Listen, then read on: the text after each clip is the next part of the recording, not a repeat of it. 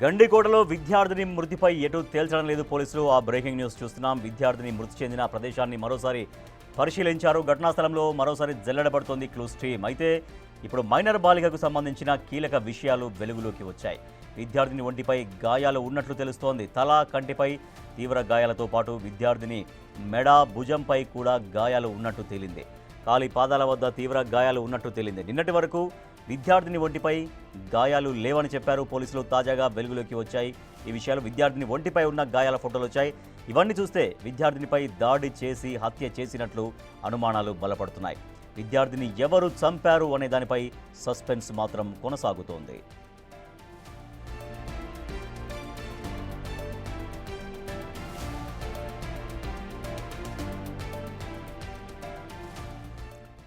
గండికోటలో student విద్యార్థిని హత్యకు సంబంధించి ఇంతవరకు సస్పెన్స్ కొనసాగుతుంది.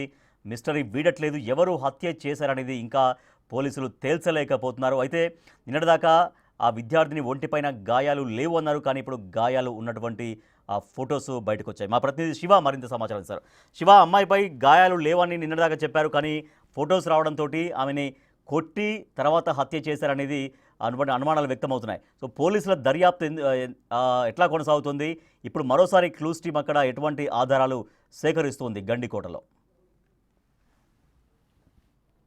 రాజేష్, 3 రోజుల క్రితం దారుణ హత్య గురైనటువంటి బాలిక హత్య మిస్టరీ మాత్రం ఇంకా వేయడం లేదు. అయితే దీనికి సంబంధించి కూడా పోలీసులు మొదట ఎవరైతే ప్రియుడు ఉన్నారో లోకేష్ అతని అనుమానిత అధికారులను విచారించారు. ఆ తర్వాత మాత్రం కేసు మలుపు తిరిగింది.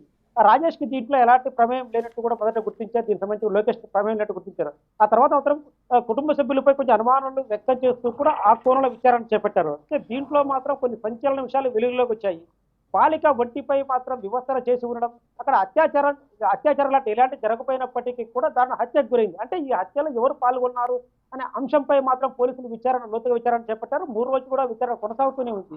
సో దీనికి సంబంధించి మాత్రం మొదట పోలీసులు బాలిక ఒంటిపై ఎలాంటి గాయాలు లేవు, ఇలా హత్యకు మాత్రం గురైందని చెప్పినప్పటికీ కూడా ఇప్పుడు మరో కొత్త కోణం వెలుగులోకి వచ్చింది. బాలిక ఒంటిపై కొన్ని తీవ్ర గాయాలు కనిపిస్తున్నాయి. కంటిపై మాత్రం ఒక బలమైన గాయం ఉంది. వాటితో పాటు అరికాలిపై కూడా ఒక గాయం ఇది. రక్తస్రావం కాకపోయినప్పటికీ కూడా రక్తం కట్టేంత స్థాయిలో గాయం ఉంది. అంటే బాలికను అక్కడ ఎవరైనా దారుణంగా హింసించి హత్య చేశారా, ఎవరు చేశారు అనే కోణంపై విచారణ చేపడుతున్న పోలీసులకు మాత్రం ఈ రోజు ఈ ఫోటోస్ కొంత సంచలనంగా మారాయి. అయితే ఈ పోలీసులు ఈ ఫోటోలు ఇప్పటివరకు ఎందుకు రిలీజ్ చేయలేదు, బాలిక హత్య తర్వాత గాయాలను ఇప్పుడు ఎందుకు నిర్ధారించలేదు, కేవలం హత్య నిన్ననే బిగ్ టీవీతో డిఐజీ మాట్లాడారు.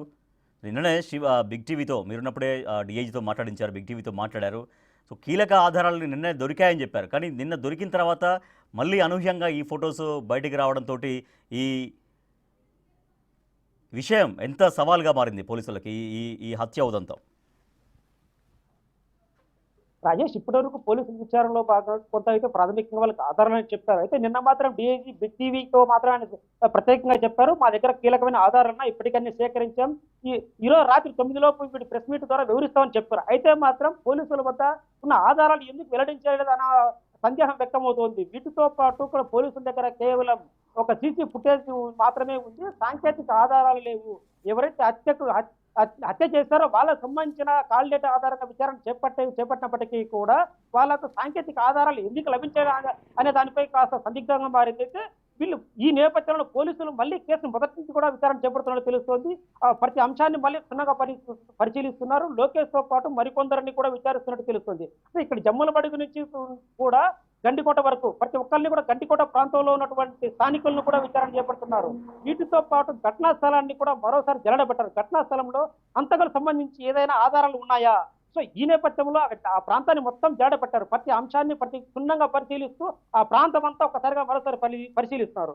అయితే ప్రస్తుతానికి చెబుతున్నది మాత్రం బాలిక ఒక చెవికమ్మ మిస్ అయినట్టుంది. అంటే చెవికమ్మ ఆ టైంలో ఎందుకు గుర్తించలేదు, ప్రాథమికంగా ఎందుకు గుర్తించలేదు, పోస్ట్ మార్టం నివేదికప్పుడు కూడా పోస్ట్ మార్టం చేసంలో ఎందుకు గుర్తించలేదు. సో ఇప్పుడు మాత్రమే ఎందుకు వాటిని మరోసారి వెతుకుతున్నారు. అంటే దీంట్లో మరి ఏమైనా కోణాలు ఉన్నాయా, మరి ఏమైనా విచారణలో అక్కడ ఏదైనా మిస్ అయిందా, మరి ఏమైనా సాంకేతిక ఆధారాలకు లభిస్తాయా, హంతకులకు సంబంధించి కూడా ఏవైనా వస్తువులు అక్కడ దొరుకుతాయా అనే కోణంలో విచారణ చేపడుతున్నట్టు తెలుస్తోంది. Rajesh, right, thank you Shiva.